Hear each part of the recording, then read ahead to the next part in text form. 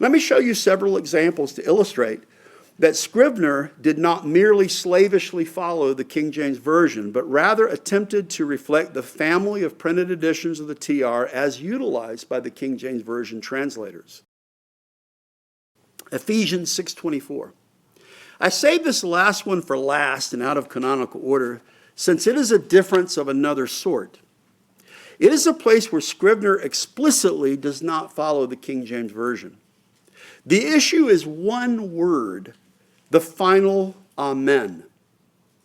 In the King James Version of Ephesians 6:24, it reads, "Grace be with all them that love our Lord Jesus Christ in sincerity. Amen." If you look at Scrivener's, however, in Ephesians 6:24, there is no Amen at the end of the Greek text there. The final Amen appears in the whole TR family of printed editions.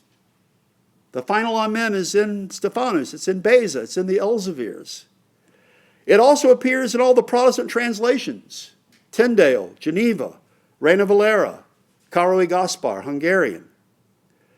Oddly enough, Scrivener does not even list this departure from Beza in his appendix. With respect to textual evidence, according to Nessolon 28th edition, the Amen is absent in P46. It's absent in the original hand of Sinaiticus and Alexandrinus and Vaticanus, among others. The Nessolon 28th edition thus omits it.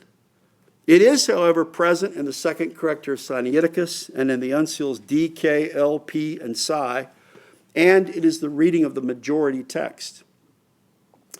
If there is any one place where one might suggest an adjustment to Scrivener, I believe it is here with the addition of the Amen. And I think I've heard at least one person say he just took his Scrivener and wrote Amen at the end of Ephesians.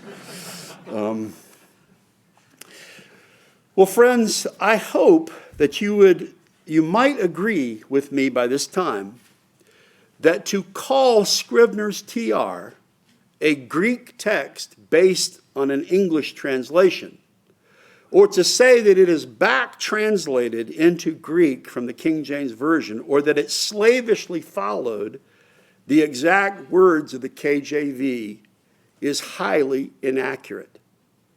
It is also not reasonable or fair to cast aspersions on Scrivener's TR, because it took into consideration the readings of the Protestant English translation of its day and followed what had been universally affirmed, past and present, as a legitimate method of establishing a printed text of the Greek New Testament by making use of previous printed editions of that text.